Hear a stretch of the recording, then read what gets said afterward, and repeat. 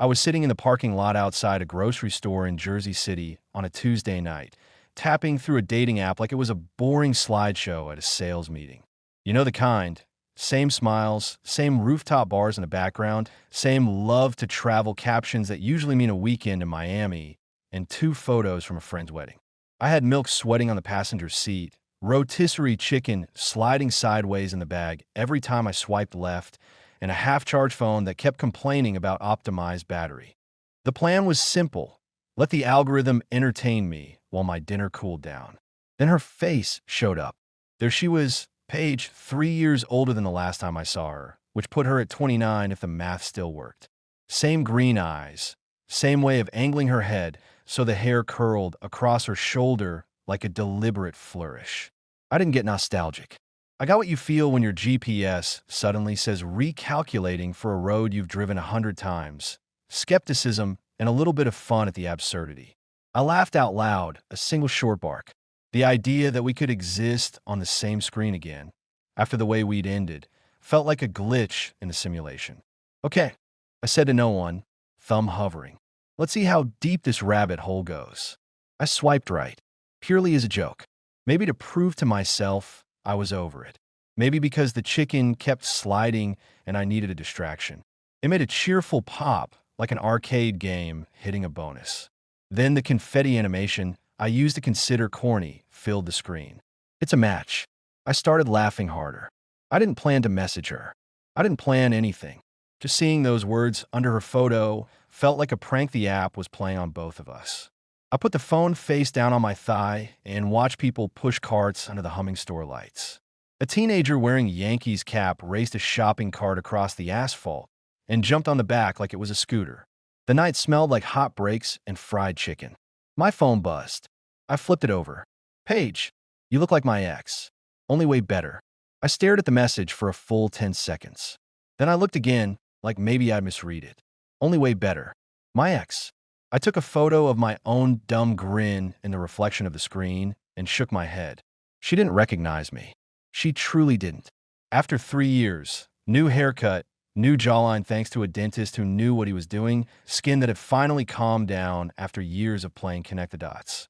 Okay, fair enough. I'd put in the work. I'd also put in leg day, which my friends would be happy to tell you since they'd heard about it every week. I typed, then erased. Typed again. Erased again. I didn't want to blow it by coming in hot with a reveal. Where's the fun in that? Milk was definitely turning into yogurt in the bag. But I was grinning like an idiot, and the chicken wasn't going anywhere. Strap in, I said out loud, flipping my phone to silent. It only gets better from here. And I'm telling you this straight. I didn't know how weird it was going to get, or how fast. I thought it would be a 5-minute joke. I was wrong by a mile. Keep listening. I texted back. Me. That's a new line. Should I be flattered or concerned for the guy? Paige. Flattered, obviously. Don't worry about him. He's ancient history. Me. Tough break for him. Paige. He did that all by himself. Me. Sounds like a story. Paige. Buy you a coffee and tell you? I'm better at stories in person. I stared at the screen and felt the old part of my brain, the one that used to jump when I saw her name on my lock screen, sit up like a dog who heard a bag of treats open.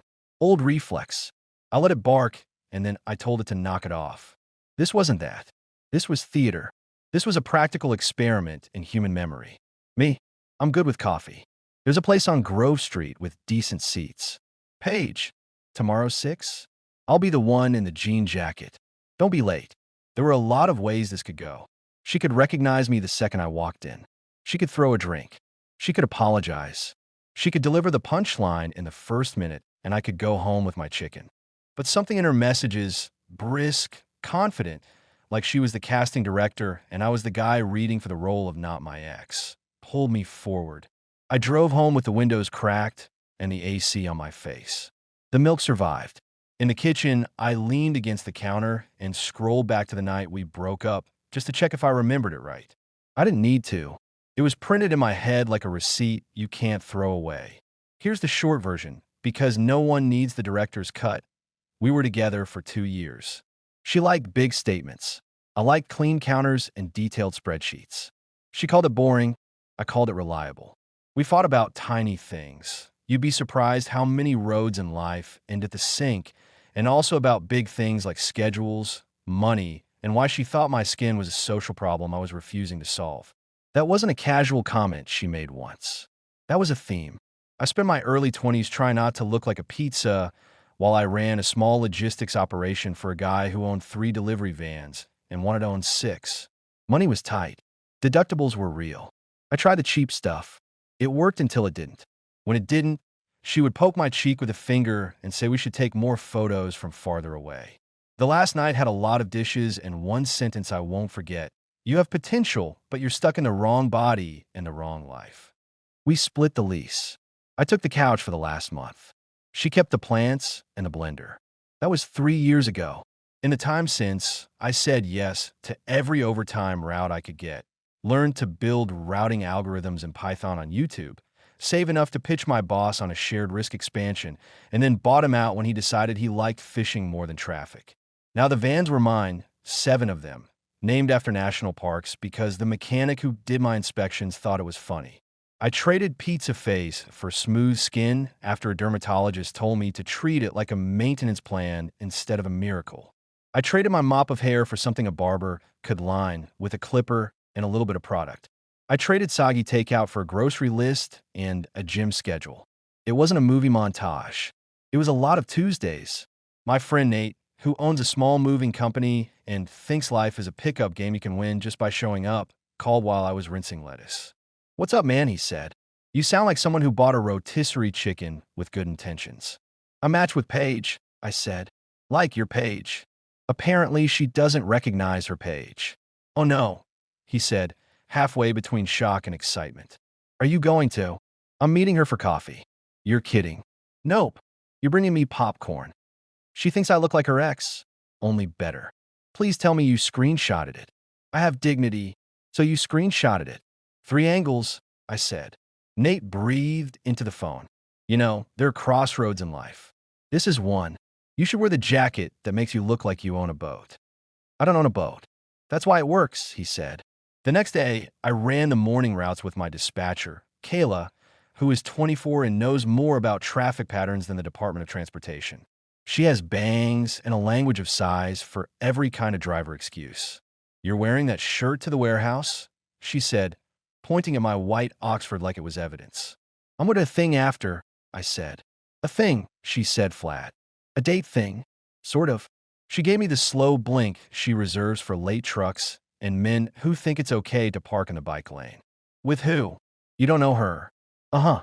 Don't need to keep the bail fund ready." "It's coffee on Grove," I said. "Do you want the corner table?" she said, businesslike now. "I can swing by after lunch and reserve it with my tote bag like an old lady." "I'll figure it out." She watched me sign a fuel invoice and then said, "Wear the jacket." "Isking de la hair." "Why does everyone have notes on my jacket?" "Because when you wear it," she said, "people give you the big client smile."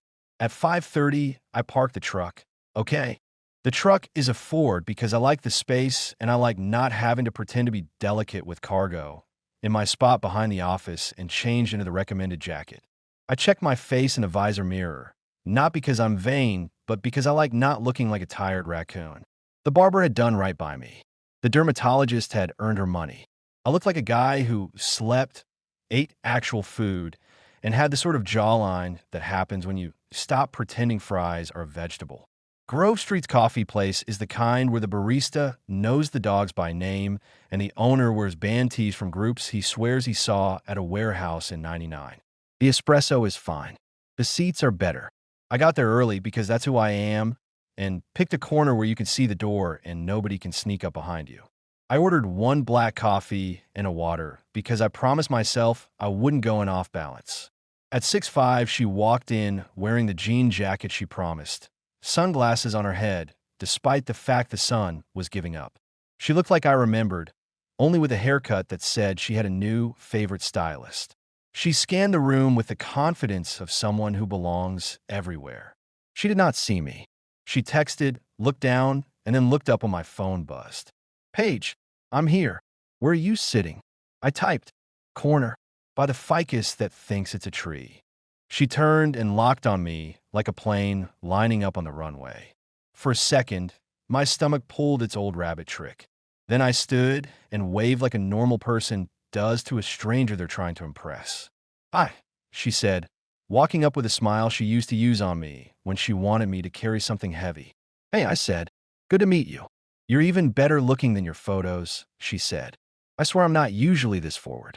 It's just, yeah, you look like my ex, but if he upgraded everything." "That's a line," I said. "You said that in the app." "Did I?" she said. I genuinely forgot. "But it's true." She set her phone on the table like a tiny prop. "He was fine. You're better. How's your night?" I said, because I remembered that new me likes small talk before someone announces the weather inside their heart. "Busy," she said. "Kids at the studio were wild." "You teach." "Dance," she said. "I run the after-school program now. Keeps me honest. Keeps me in sneakers." "That's great." She shrugged like it was good, not great. "So what do you do again?" "I run a small logistics company," I said. "Local. We move things from point A to B for people who don't want to think about it." "That sounds useful. It keeps me out of trouble." She glanced at my coffee. "Do you want anything else?" "I get jittery if I drink after 4. "I'm good." We did the usual opening moves. "Where did you grow up? How do you feel about dogs? Do you cook? Do you secretly love reality shows?" She threw questions like darts. I let them land, answered clean, and tossed a few back. I could see the gears turning while she tried to place me in the familiar box people like to construct. I could also see that she had absolutely no idea who I was. 10 minutes in, she leaned across the table on her elbows and said, "So, my ex." I raised my eyebrows like a guy who might be interested in gossip, but doesn't rely on it for calories. "Right. He was, how do I put this, a project," she said. "A project. You know how some people are charming, and then you look under the hood, and there's duct tape?" "Sure." "He had potential. I gave him 2 years. He couldn't get out of his own way." 2 years is a while to wait on potential. "I know," she said, rolling her eyes. "I'm not a saint. I just didn't want to be the bad guy." I nodded. "And now you're the good guy." "I didn't say that," she said quickly. "But I left when it was time. He needed, I don't know, accountability. To grow up. To get it together." He had this, thing with his face, which I try not to care about, but it was part of the package and not the nice part. We couldn't take photos without thinking through the angle. And he was stuck in a job that had no future. We'd walk past places in the city, and I'd think, does he even see himself there? Probably not. She paused, checking to see if that sounded noble. "Sound complicated," I said. "It wasn't that complicated," she said. "I just got tired. He wasn't a bad person. Not all. But I was done riding shotgun in a car that never left the driveway." I let that sit for a second. "When did you break up?" She flicked her eyes left like she was rewinding. 3 years ago. Right after his birthday." "Ah," I said. "Memorable." "That birthday was—" "Listen, I'm not proud of this," she said, even though she clearly had told this story before. "But we had people over, and he spent half the night in the bathroom. Not because of anything dramatic. He was just having a bad skin day and didn't want to be in photos." I sipped my water. "That's rough." I kept telling him to try things. I had a friend who knew a guy. He didn't listen. "Maybe he couldn't afford it," I said. "Then you figure out," she said, and it wasn't cruel, but it wasn't kind either. We were in our 20s, not middle school. I'm not the principal. I'm not writing hall passes. It was always one thing or another. The blender broke. The van broke. He was always fixing something.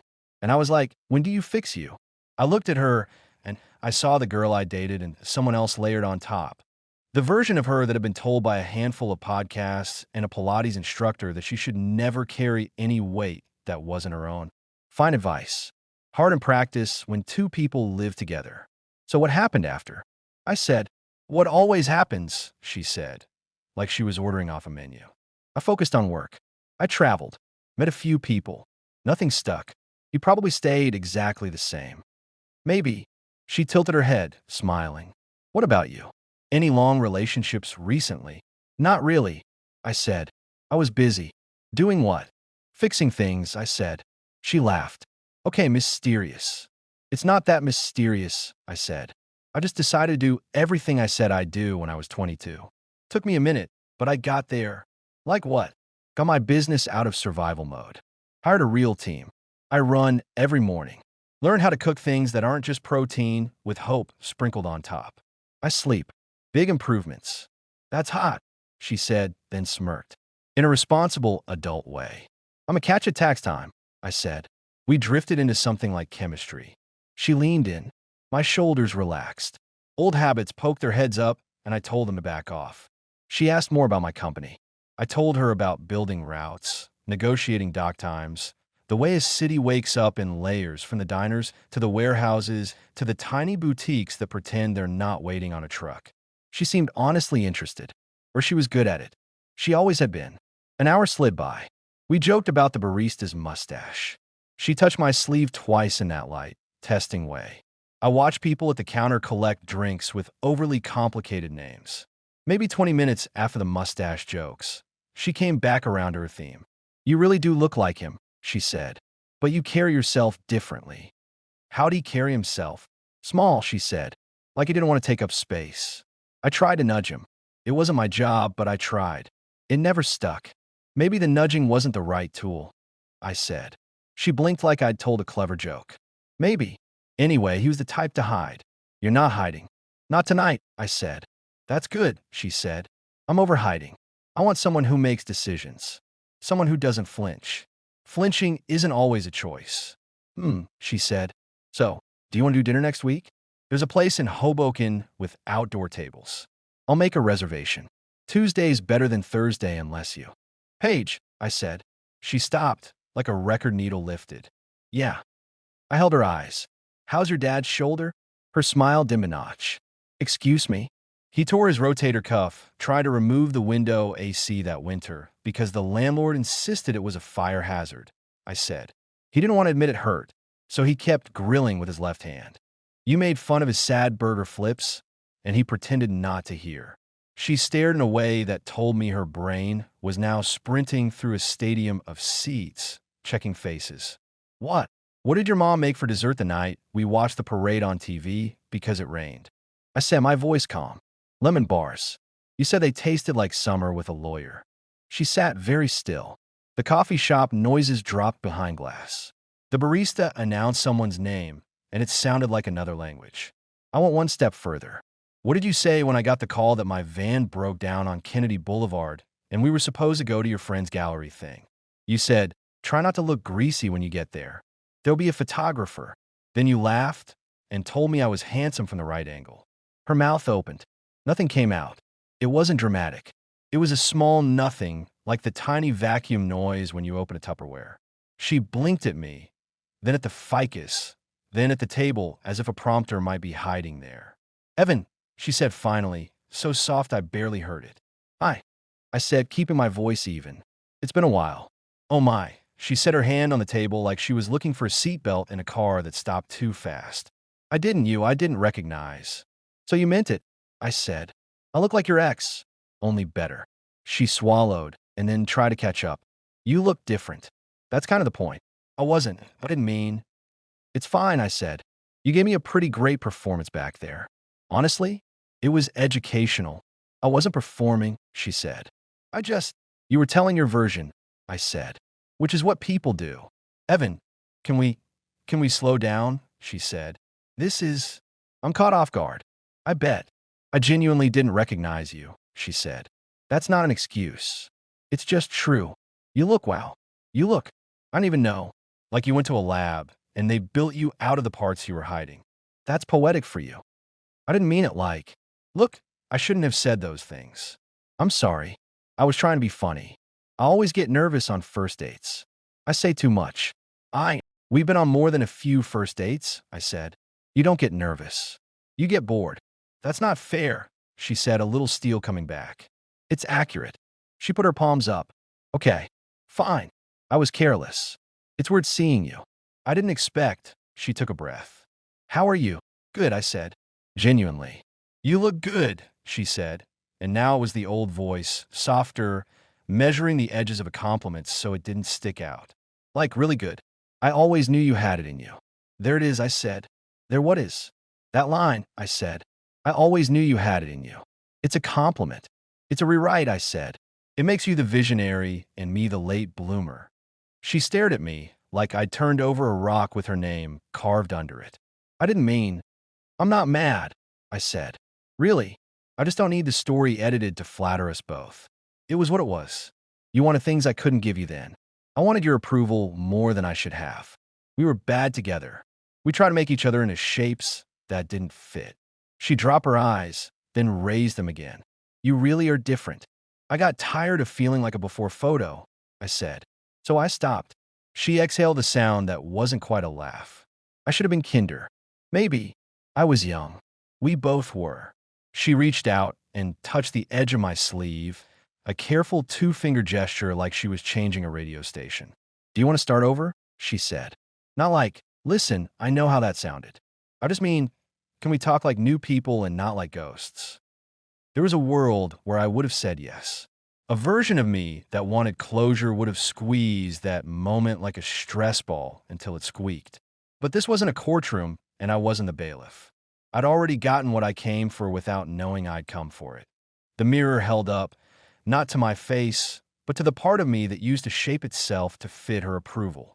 Paige, I said. What? I'm going to leave now. She sat back. Because you just told a stranger a story where I was the cautionary tale, I said, and then you sold me a sequel. I don't want to buy it. I like the life I have. It's boring sometimes, but honest. I don't have to ask permission to be in my own body. She winced like the chair had pinched her. I didn't. You did, I said, but gently. It's okay.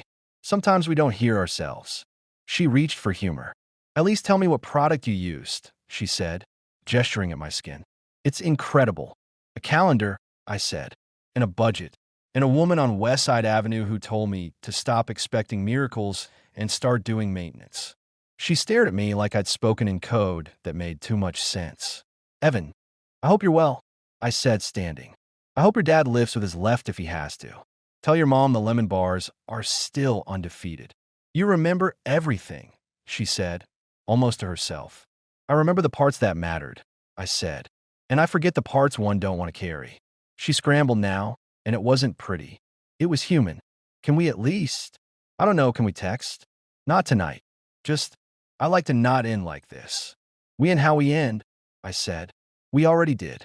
I put my hands in my jacket pockets because I like to give them something to do. I nodded at the barista, who nodded back like he'd seen enough bad theater for one night, and I walked out. It wasn't triumphant. It was clean. The kind of clean you get after washing a pan the right way. No missed corners, no suds. Here's the part people always lean forward for. What happened next? I got in my truck. I didn't slam the door. I didn't punch the steering wheel. I sat and watched people on the sidewalk doing regular life. Nurses with tote bags, a guy walking a pit mix, a couple splitting a cookie. Then I called Nate. Give me the postgame. He said, no hello. She didn't recognize me. I said. Of course she didn't, he said. And she told me her ex was a project. I asked her about her dad's shoulder. Nate let out a long whistle. You went nuclear. It was a precision strike, I said. Did she melt? She flickered, I said. Then she tried to reboot the story with herself as producer. You left. Yeah, good. I feel weirdly not weird, I said. That's called peace, man. Enjoy it. I'm going to the gym, I said. Of course you are, he said. Text me if she shows up mid-set with a homemade apology pie. She makes lemon bars. Even better. At the gym, Troy, the trainer who calls me Captain Quads because he thinks nicknames keep him young, was stacking plates on the sled. You look like you just fired a client, he said. I fired a ghost, I said. Cool, he said, not caring. Push. I pushed. The sled moved. The rubber floor gave that quiet squeal I've learned to like. I didn't think about Paige. I thought about breathing and keeping my heels down and the list of repairs I needed to authorize for Zion. That's the van. I told you the mechanic named them after parks. After the third set, Troy stood over me like an exhausted lifeguard. Whatever you're exorcising, he said, it's working. It's called coffee on Grove. Those seats are too low, he said, deeply offended. Bad for your hips. I laughed and pushed again. The next morning, Kayla walked into my office with a spare coffee and a look. How'd it go? She said. She didn't recognize me, I said. Kayla considered her coffee like it had a moral to add. That tracks. She told me her ex was a cautionary tale. Kayla made a face that said she'd expected as much without saying it. You leave? Yep. Kayla slid the coffee across my desk like an approving stamp. Good. Don't recycle. We have recycling. It's called Wednesday pickups, and it doesn't include exes. You are a philosopher. I'm observant, she said. Also, your 9 o'clock's here, she added, like she hadn't just put a bow on my night. Work rolled on. Routes, invoices, a call from the warehouse, because someone put the wrong labels on a pallet, and now a boutique in Hoboken was about to receive 3 cases of industrial window cleaner instead of artisanal candles. At lunch, I ate leftover chicken and texted my sister Emily, who lives in Philly with 2 kids and a minivan that has more Cheerio dust than carpet. Emily, Nate told me you had a celebrity cameo date. Me, Nate has a big mouth. Emily, that's why he's lovable. Are you okay? Me, I'm good. Emily, I always like you better with short hair. Me, you always like me better quiet. Emily, also true. Want to come down this weekend? The kids will make you a tower of blocks and then blame you when it falls. Me, tempting. Emily, proud of you, by the way, for the whole whatever that was. It took spine. Me, it took a calendar and a budget. Emily, you and your calendars. Mom will be thrilled. Me, she is. She sent me a new one with birds. Emily, of course she did. That night, I went for a walk after dinner. The neighborhood was doing its late summer thing, where the air tastes like heat left on simmer. Mrs. Alvarez from down the hall was sitting on the stoop, fanning herself with a mailer. You look sharp, she said. Did you get a haircut or a promotion? Both, I said, but the haircut was free with the promotion. She laughed. You keep walking like that. The ladies will chase you. I'm retired, I said. Good, she said. They're expensive. 2 days later, Paige texted. Paige, I keep replaying that. I said things I shouldn't have. I'm sorry. I sat with it for a minute. Then I typed. Me, thanks. I'm not angry. I just don't think we need a sequel. She didn't respond, which was fine. Not every conversation needs a follow-up appointment. Weeks went by. The company kept me busy. I got a new client in Newark who imported tiles that looked like wood and wanted them delivered to people who wanted to pretend their floors had lived a different life. I took the guys to a Mets game because one of them, Luis, who never complains and can reverse a van into a spot the size of a shoebox, loves baseball more than payday. We ate hot dogs and Budakal and cheered a double like we'd been waiting for it all season. I sent a photo of the field to my dad, who replied with an old story about taking me to a game when I was 8 and how I asked if the players got snacks when they ran back to the dugout. Ordinary life. The stuff I'd worked to earn. Not money, I mean the mental space. I matched with other people on the app. I went on dates that were fine and one that was very good. Her name's Hannah. She works for a food bank and doesn't mind that I sometimes have to take calls in the middle of dinner because a truck stuck at a loading dock with a guy named Phil who swears he'll be back in 5 minutes for 2 hours. We talk like adults. When she asks about my day, she wants to hear it, not to judge or fix it. When I ask about hers, I listen. It's not a love story I'm trying to sell you. It's just a good human being who laughs at my weak jokes about traffic.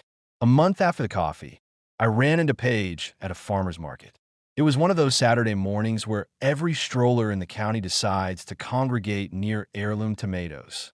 She was sampling peaches. I saw her before she saw me. I thought about dodging, but I don't dodge anymore. I walked up like a neighbor. Hey, I said. She turned, little guard up, then dropped her shoulders. Hi, how's the studio? I said. Busy, she said. The kids are doing a recital next month. Lots of glitter, minimal coordination. You can't complain, I said. You look, she said, with a small smile that I recognized as genuine. You look happy. I am. I'm glad, she said. I was a jerk. You were honest with yourself in the way you know how, I said, which came out jerk-shaped. She huffed a laugh. I'll take that. We stood there like 2 people who used to know each other's grocery lists. Then she pointed at a basket. Get the yellow peaches. They're better this week. Thanks, I said. Hey, how's your dad's shoulder? He's fine, she said, and this time her face softened without a second performance. He uses the other hand now, without complaining. We make fun of him anyway. Good, I said. He deserves it. She nodded. We didn't make plans. We didn't promise anything. We walked separate ways. That night, Hannah and I sat on my couch watching a movie we kept pausing to talk about while eating those peaches over a plate because I don't like sticky counters. I told her the coffee shop story in broad strokes, not because I needed her to clap for me, but because it's part of the book on my shelf now. She listened, eyes steady, mouth tipping up at the parts where I was clearly pleased with my own cleverness, but not feeding it. "So you didn't tell her off," Hannah said when I finished. "No," I said. "I just told the truth and went home." "That's a good habit," she said. "We should keep it." We clinked our glasses of water like a joke toast. On the TV, the main character was making a bad decision that would turn into a plot point. We paused it again to argue about whether he should have seen that coming. Here's the thing people don't say out loud because it sounds like bumper sticker wisdom. Sometimes the win is that you didn't make it a bigger story than it was. I used to think growth was dramatic. Now I know it's Tuesday night grocery runs and remembering to defrost chicken and asking your dentist the follow-up question you almost didn't. It's also knowing when a coffee is just a coffee and not a test, a trap, or a redemption song. A week later, Kayla brought in a box of donuts for the team and left one on my desk with a post-it to maintenance plans and boring victories. I laughed. I ate half and left the other half for later because self-control is also a Tuesday skill. Nate asked if I regretted not dunking harder. "You could have given her the full clap back," he said on the phone, probably while doing household chores in a way that created more mess. "I don't need to keep score," I said. "Who are you?" he said. "And what have you done with the guy who used to rant about dish sponges?" "I replaced him with the guy who buys new ones before they smell," I said. "Growth," he said. "Maintenance," I said. We said it at the same time and then groaned because we're the kind of men who turn jokes into habits. If you want the official wrap-up, here it is. I'm not a phoenix. I didn't rise from any ashes. I put some pieces down and picked other pieces up, and now I have a life that fits. Paige didn't ruin me. She wasn't my savior, either. She was a chapter where I learned what happens when you let someone else narrate your day. I don't do that anymore. You shouldn't either if you were waiting for someone to say it. And if you happen to match with your ex on an app, and she tells you that you look like him, only better smile. Let her talk. Hear the story she tells strangers. Then decide if you want to be in it. You don't owe anyone an encore. I still go to that coffee place. The seats are low. The ficus is still trying to become a tree. The barista grew out his mustache, and it looks like a second mustache sitting on top of the first, which is a choice. I drink my coffee and check the routes. I text Hannah about dinner plans. I watch people come and go. Sometimes I think about that night and about the line that started the whole thing. You look like my ex, only way better. They're the version of me that would have tried to live up to the way better part just to prove something. The version sitting in the corner now just smiles and thinks, "That's nice. I'm not an upgrade. I'm a different model." Then I put my phone in my pocket and get back to work because Tuesday doesn't care how good your story is. It cares if you showed up. And I do. Every day.